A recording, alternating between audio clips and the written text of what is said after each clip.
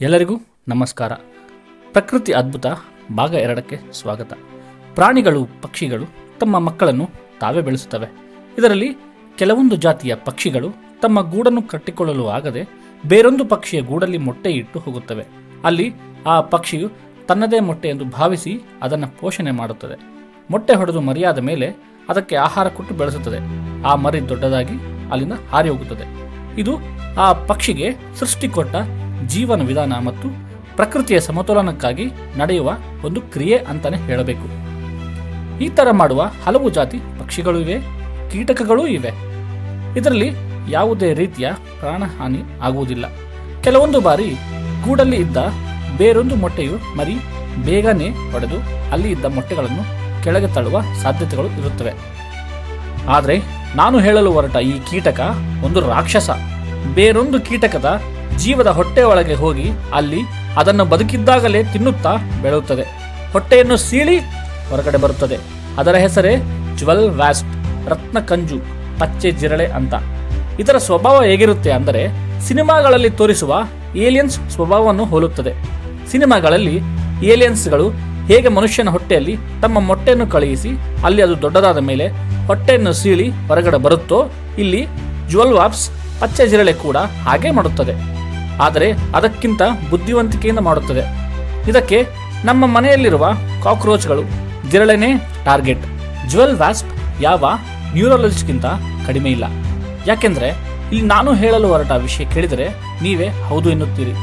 Jewel wasp ಜಿರಳೆಯನ್ನು target ಮಾಡಿ ಆ ಜಿರಳೆಯ ಮೆದುಳಿನ ನರಮಂಡಲಕ್ಕೆ ಮಾತ್ರ ಚುಚ್ಚಿ ವಿಷವನ್ನು ಬಿಡುಗಡೆ ಮಾಡುತ್ತದೆ.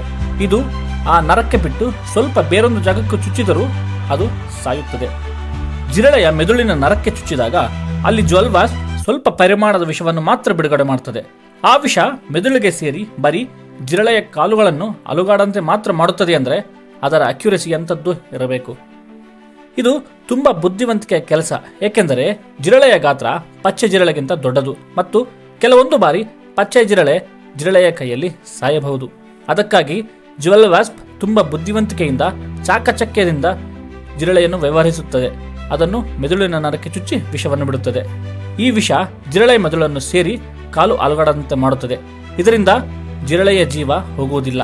ಇದಾದ ಬಳಿಕ ಜಿರಳೆಯ ಆಂಟಿನಾ, ಸ್ಪರ್ಶಕ ತಂತಿಯನ್ನು ಒಂದರಿಂದ ನ್ಯೂಟ್ರಿಷನ್ ಎಲ್ಲವನ್ನೂ ತಿನ್ನುತ್ತದೆ.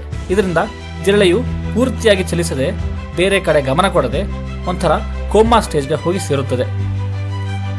ಇಲ್ಲಿಂದ ಜ್ಯುವೆಲ್ ವ್ಯಾಸ್ಪ್ನ ಮತ್ತೊಂದು ಆಟ ಶುರು. ಕೋಮಾ ಸ್ಟೇಜಲ್ಲಿದ್ದ ಜಿರಳೆಯನ್ನು ಸೇಫ್ ಆದ ಸಣ್ಣ ರಂಧ್ರದಲ್ಲಿ ಕರೆದುಕೊಂಡು ಹೋಗಿ ಆ ಜಿರಳೆಯ ಹೊಟ್ಟೆ ಭಾಗದಲ್ಲಿ ತನ್ನ ಸಂತಾನೋತ್ಪತ್ತಿಗೆ ಸಹಾಯ ಮಾಡುವ ಮೊಟ್ಟೆಯನ್ನು ಇಟ್ಟು ಅಲ್ಲಿ ಮೊಟ್ಟೆಗೆ ಹಾನಿಯಾಗದಂತೆ ಆ ರಂಧ್ರವನ್ನು ಮುಚ್ಚಿಬಿಡುತ್ತದೆ. 2 ದಿನಗಳ ನಂತರ ಮೊಟ್ಟೆ ಹೊಡೆದು ಲಾರ್ವಾ ಆಗಿ ಜಿರಳೆಯ ಹೊಟ್ಟೆಯೊಳಗಿರುವ ಭಾಗಗಳನ್ನು ತೃಪ್ತಿಯಾಗಿ ತಿನ್ನುತ್ತಾ ಬೆಳೆಯುತ್ತದೆ.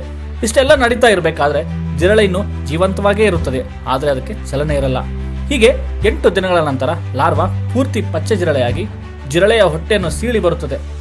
ಜಿರಳೆಗಳು ಹಲವಾರು ಮಿಲಿಯನ್ ವರ್ಷಗಳಿಂದ ಡೈನೋಸಾರ್ ಯುಗದಿಂದ ಬಂದಂತ ಕೆಲವು ಜೀವಿಗಳಲ್ಲಿ ಒಂದು. ಇಂಥ ದೃಢವಾದ ಜಿರಳೆ ಜ್ಯುವೆಲ್ ವ್ಯಾಸ್ಪ್ ಕೈಯಲ್ಲಿ ಅಂತ್ಯವಾಗುತ್ತದೆ. ಇದೆಲ್ಲ ಪ್ರಕೃತಿಯ ಸಮತೋಲನಕ್ಕಾಗಿ ನಡೆಯುವ ಒಂದು ಅದ್ಭುತ ಪ್ರಕ್ರಿಯೆ. ಈ ಪಚ್ಚೆ ಜಿರಳೆ ಜ್ಯುವೆಲ್ ವ್ಯಾಸ್ಪ್ ಯಾವ ಯೂನಿವರ್ಸಿಟಿನಲ್ಲಿ ಡಾಕ್ಟರ್ ಮಾಡಿಲ್ಲ, ಜಿರಳೆಯ ನರದ ಬಗ್ಗೆ ಎಕ್ಸ್ಪೆರಿಮೆಂಟ್ ಕೂಡ ಮಾಡಿಲ್ಲ. ಆದರೂ ಅದಕ್ಕೆ ಗೊತ್ತು ಜಿರಳೆಯ ಮೆದುಳಿನ ಯಾವ ಭಾಗಕ್ಕೆ ಚುಚ್ಚಿದರೆ ಅದು ಮೂರ್ಛೆ ತಪ್ಪುತ್ತದೆ ಮತ್ತು ಅದು ಸಾಯುವುದಿಲ್ಲವೆಂದು. ಇದೇ ಪ್ರಕೃತಿಯ ಅದ್ಭುತಗಳಲ್ಲಿ ಒಂದು. ಈ ವಿಡಿಯೋ ಇಷ್ಟವಾದಲ್ಲಿ ನಿಮ್ಮ ನೆಚ್ಚಿನ ಒಂದು ಲೈಕ್ ಇರಲಿ. ನೀವಿನ್ನು ನಮ್ಮ ಚಾನಲ್ಗೆ ಸಬ್ಸ್ಕ್ರೈಬ್ ಆಗದಿದ್ದಲ್ಲಿ ಕೂಡಲೇ ಸಬ್ಸ್ಕ್ರೈಬ್ ಆಗಿ. ಸರ್ವೇ ಜನ ಸುಖಿನೋ ಭವಂತು. ಜೈ ಹಿಂದ್.